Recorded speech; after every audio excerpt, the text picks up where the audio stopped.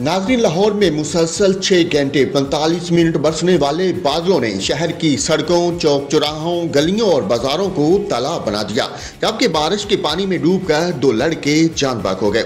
लाहौर में मूसलाधार बारिश ने सड़कों और गलियों को नदी नाले बना दिया। वासा के मुताबिक सबसे ज्यादा बारिश एयरपोर्ट और गुलशन रावी में 200 मिलीमीटर से ज्यादा रिकॉर्ड की गई।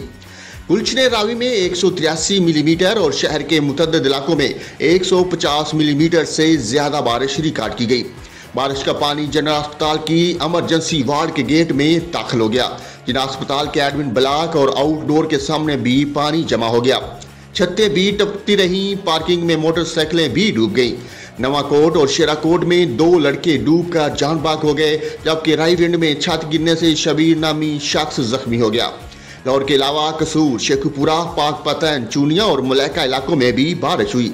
महकमा मौसमियात के मुताबिक बारिश का सिलसिला इतवार को भी जारी रहेगा। दूसरी जानब लाहौर की जिलाई इंतजामिया ने रावी किनारे हर किस्म की सरगर्मियों पर पाबंदी आयद कर दी। डिप्टी कमिश्नर ने हदायत की कि शहरी नहाने, कश्ती रानी के लिए दरिया रावी की तरफ न जाएं और दरिया किनारे बसने वाले अपने खानदान जानवरों को महफूज मकाम पर मुंतकिल करें।